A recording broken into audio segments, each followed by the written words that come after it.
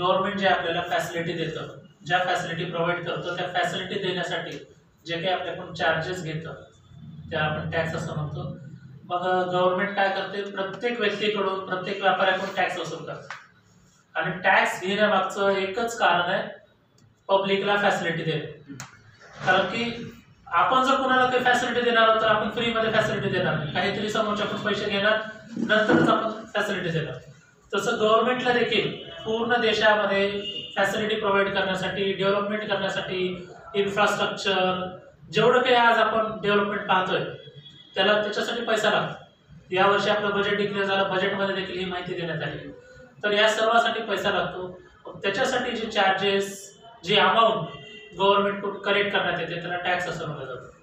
आपल्या देशामध्ये दोन प्रकारचे टॅक्सेस आहेत, एक आहे डायरेक्ट टॅक्स आणि दुसरा आहे इनडायरेक्ट टॅक्स. डायरेक्ट टॅक्स म्हणजे काय, पर्सनल इन्कमवर जो टॅक्स घेण्यात येतो, पर्सनल इन्कमवर जो टॅक्स घेण्यात येतो त्याला डायरेक्ट टॅक्स असं म्हटलं जातं. आणि बिझनेसच्या इन्कमवर जो टॅक्स घेण्यात येतो त्याला इनडायरेक्ट टॅक्स असं म्हटलं जातं. तर पर्सनल इन्कम म्हणजे कोणतं, इन्कम टॅक्स, इन्कम टॅक्स असेल किंवा टीडीएस असेल, सॅलरी मधून डायरेक्ट कट होतो. इन्कम टॅक्स आणि टीडीएस हे पर्सनल टॅक्स असलेले आपल्याला दिसून येतील. इंडिव्हिज्युअल टॅक्स, पर्सनल इन्कमवर होणारे टॅक्स, पर्सनल इन्कमवर गव्हर्नमेंट कडून कलेक्ट करण्यात येणारे टॅक्स त्याला डायरेक्ट टॅक्स असं म्हटलं जातं. आणि बिझनेस मधून होणाऱ्या इन्कमवर जे काही सेल्स करण्यात आलेले आहे, सर्व्हिस करण्यात आलेले आहे, त्याचा जो टॅक्स कलेक्ट करण्यात येतो त्याला म्हटलं जातं व्हॅट किंवा जीएसटी. तर 2005 पासून व्हॅट आलं होतं. अजून सुद्धा काही प्रोडक्टवर, पेट्रोल, अजून 2-3 वस्तूवर त्या ठिकाणी काय आहे, व्हॅट अवेलेबल आहे.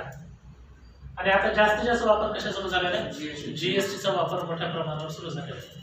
Goods and service tax. तर गुड्स अँड सर्व्हिस टॅक्स मध्ये त्या ठिकाणी काय करण्यात आलेले, जीएसटी ड्युअल सिस्टीम. जीएसटी मध्ये आपल्या पहिलं सुरुवात कधी झाली, 1 जुलै 2017 पासून, 1 जुलै 2017 पासून त्या ठिकाणी काय झालेले, आपल्या देशामध्ये goods and service tax introduce करण्यात आलेला आहे 1 जुलै 2017 पासून. त्यानंतर टर्नओव्हर पूर्वी 20 लाख होतं, आता किती लाखाच्या पुढे गेल्यानंतर ते लागून 40 लाखाच्या पुढे. म्हणजे तुमच्या व्यवसायाचं इयरली इन्कम आणि प्रॉफिट मधला फरक सांगितला. Income minus expense is equal to profit. तर इयरली इन्कम म्हणजे टोटल सेल्स आलं सर. तर इयरली जेवढं इन्कम आहे ते 40 लाखाच्या पुढे जात असेल तर त्याला आपल्याला जीएसटी त्या ठिकाणी कंपल्सरी भरावं लागतं. तर ते आहे. मग किती लाखाच्या वर गेल्यानंतर, 40 लाखाच्या वर गेल्यानंतर मग काय करणं गरजेचं आहे, जीएसटी रजिस्ट्रेशन. जीएसटी रजिस्ट्रेशन घेतल्यानंतर काय मिळतं, जीएसटीएन. जीएसटीएन काय असतो, 15 डिजिटचा नंबर असतो. जीएसटीएन नंबर मिळतो. पहिल्यांदा कधी लागू झालं, 1 जुलै 2017. किती लाखाच्या वर टर्नओव्हर गेल्यावर आपल्याला जीएसटी लागतो, 40 लाखाच्या पुढे गेल्यावर टर्नओव्हर जीएसटी आपल्याला लागतो. आणि 40 लाखाच्या पुढे गेल्यावर त्या ठिकाणी काय घ्यावं लागतो, नंबर घ्यावा लागतो, रजिस्ट्रेशन करावं लागतं. आणि त्यावेळेस कुठला नंबर भेटतो, जीएसटीएन नंबर.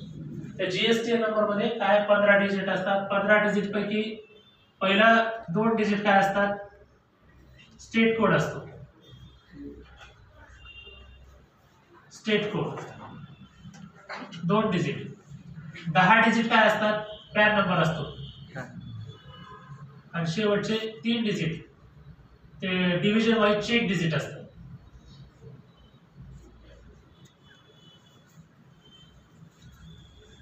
मग रजिस्ट्रेशन करायला गेल्यानंतर कोणकोणते रजिस्ट्रेशन असतात,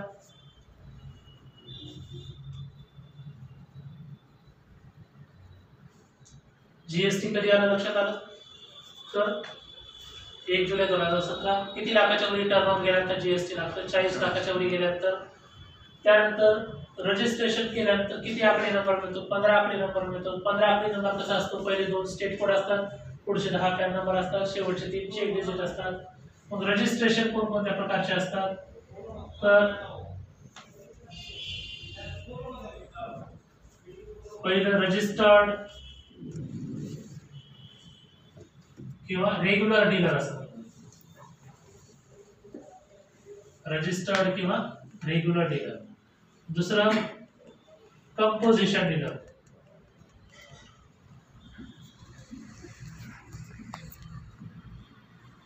आणि तिसरा डीलरचा प्रकार असतो अनरजिस्टर्ड डीलर.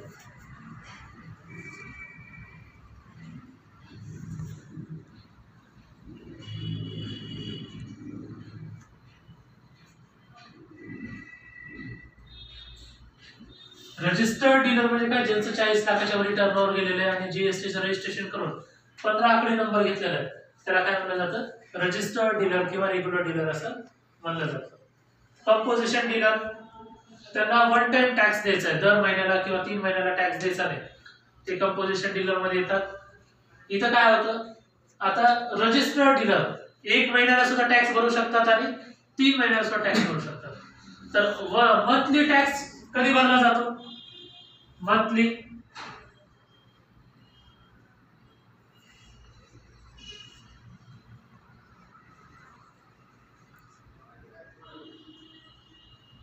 मंथली टॅक्स कधी भरला जातो, अबोव 1.5 करोड. आणि क्वार्टरली म्हणजे 3 महिन्याला.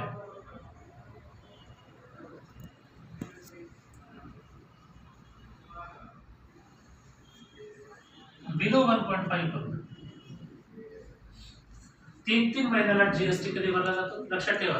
सुरुवातीपासून काय सांगितलं, कधी आलं, 1 जुलै 2017 पासून आलं. किती लाखाच्या वर टर्नओव्हर गेला तर जीएसटी भरणं कंपल्सरी, 40 लाखाच्या पुढे. मग 40 लाखाच्या पुढे गेल्यानंतर काय करावं लागतं, रजिस्ट्रेशन घ्यावं लागतं. कोणकोणतं रजिस्ट्रेशन असतात, पहिलं रजिस्टर्ड किंवा रेग्युलर डीलर 40 लाखाच्या पुढे गेलं तर रजिस्ट्रेशन केल्यावर किती आकडे नंबर मिळतो, 15 आकडे. नंबर कोणता असतो, 2 डिजिट स्टेट कोड असतात, 10 डिजिट पॅन नंबर असतो, 3 डिजिट चेक डिजिट असतात.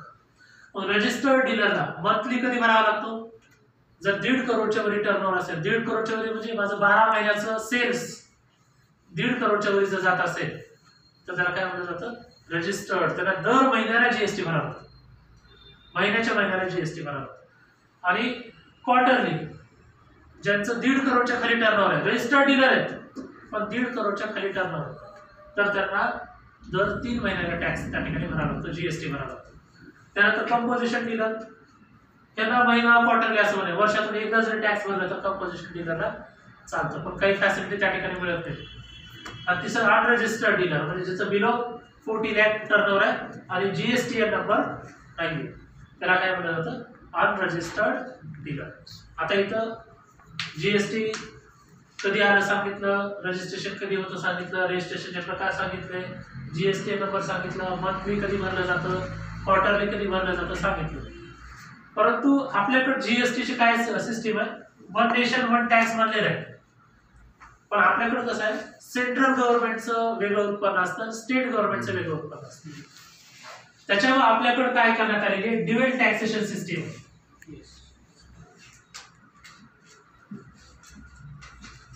Dual taxation system. Dual taxation system मध्ये काय होतं, वन नेशन वन टॅक्स म्हणलेलं आहे. याचा फायदा काय झालेला आहे, आता जी वस्तू लातूरमध्ये ज्या किमतीला मिळते ती वस्तू तुम्ही दुसऱ्या राज्यात बी गेला तर त्याच किमतीला मिळते, म्हणून त्याला म्हणले वन नेशन वन टॅक्स. पूर्वी काय आणायचं, 2017च्या अगोदर एखादी वस्तू लातूरला वेगळ्याच किमतीला, पुण्याला गेला तर वेगळ्याच किमतीला, मुंबईला गेला तर वेगळ्याच किमतीला, बाहेरच्या राज्यात गेला तर वेगळ्याच किमतीला. आता तसं नाही. आता वन नेशन वन टॅक्स का म्हणलेलं आहे, सेम वस्तू देशाच्या कुठल्याही कोपऱ्यात दिला तर त्याच प्राइसला मिळेल. ते डिस्काउंट देणं वगैरे ते वेगळा प्रकार आहे, परंतु प्राइस सारखी राहील, म्हणून त्याला म्हणलेलं आहे वन नेशन वन टॅक्स. तर आपल्याकडे ड्युअल टॅक्सेशन सिस्टीम, कारण की आपल्याकडे जो काही टॅक्स कलेक्ट होतो राज्याला सुद्धा त्याचा हिस्सा जातो आणि केंद्राला सुद्धा हिस्सा जातो. एक प्रकारे प्रत्येक राज्य वेगळं गव्हर्नमेंटच आहे, वेगळा देशच आहे.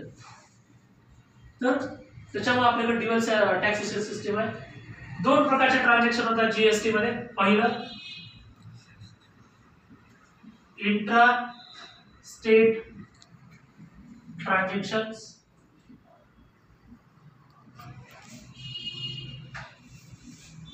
इंट्रा स्टेट ट्रान्झॅक्शन म्हणजे काय, जो काही व्यवहार घडतो, जो काही व्यवहार घडतो 1, 2, 3, तर त्या व्यवहारामध्ये जेवढे काही उत्पन्न झालेलं आहे 50% इन्कम सेंट्रल गव्हर्नमेंटला जातं, 50% इन्कम स्टेट गव्हर्नमेंटला जातं.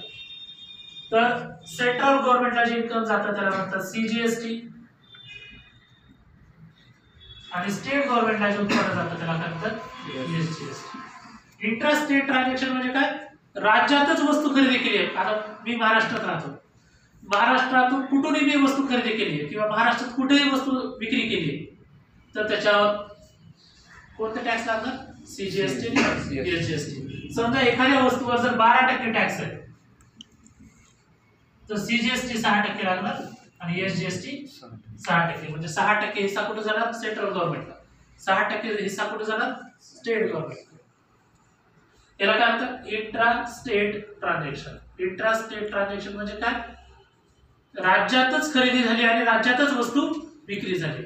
मी महाराष्ट्रातच वस्तू खरेदी करायला, महाराष्ट्रातच वस्तू विकायला, तर त्याला काय म्हणायचं? Intra state transaction. Intra state transaction झाल्यानंतर टॅक्स कोणते लागतात? 2, सीजीएसटी, एसजीएसटी. एखाद्या वस्तूवर जर 5% टॅक्स आहे तर सीजीएसटी किती असेल? 2.5%, एसजीएसटी 2.5%. एखाद्या वस्तूवर 12% असेल तर सीजीएसटी 6%, एसजीएसटी 12%. म्हणजे इंट्रा स्टेट ट्रान्झॅक्शनचा अर्थ कळाला की 50% इन्कम कुणाला जातं? सेंट्रल गव्हर्नमेंटला जातं आणि 50% इन्कम स्टेट गव्हर्नमेंटला जातं. तर इंट्रा स्टेट ट्रान्झॅक्शन म्हणजे जीएसटी मध्ये. जास्तीत जास्त व्यापारी आपल्याकडे स्टेट मध्येच आहेत. खूप कमी व्यापारी जे 2 स्टेट मध्ये व्यवहार होतात. आपल्याकडच्या 60-70% व्यापाऱ्यांचा स्टेट महाराष्ट्र राज्यातूनच कुठून मी खरेदी होतं कुठेही विकले जातं. त्यानंतर ट्रान्झॅक्शनचा दुसरा प्रकार इंटर स्टेट ट्रान्झॅक्शन. ट्रान्झॅक्शनचा दुसरा प्रकार inter state transaction. Inter state मध्ये एकच टॅक्स लागतो, आयजीएसटी. आता 12%, पूर्ण 12%, पूर्ण 12%. हे कुठे जातो? सेंट्रल गव्हर्नमेंटला जातो. आयजीएसटी. आयजीएसटी मध्ये कोणते ट्रान्झॅक्शन येतात? एका राज्यातून दुसऱ्या राज्यात वस्तू सेल झाली किंवा दुसऱ्या राज्यातून आपल्या राज्यात वस्तू खरेदी केली. म्हणजे बाहेरच्या राज्यातून वस्तू खरेदी केली किंवा बाहेरच्या राज्यात वस्तू विक्री केली तर त्यावेळेस वरील 2 टॅक्स लागत. एकच टॅक्स लागतो, IGST, integrated goods and service tax. आणि याचं पूर्ण उत्पन्न कोणाला जातं? Central government. आयजीएसटी. आयजीएसटी कधी लागतो? लक्षात आलं? एका राज्यातून दुसऱ्या राज्यात वस्तू विक्री केली किंवा दुसऱ्या राज्यातून आपण वस्तू खरेदी केली त्यावेळेस कोणता टॅक्स लागतो? आयजीएसटी हा टॅक्स. एकदम स्टार्टिंग पासून इथे लक्षात आलं. आता कोणत्या टक्केवारीने आपल्याकडे टॅक्स लावला जातो? Rates of GST.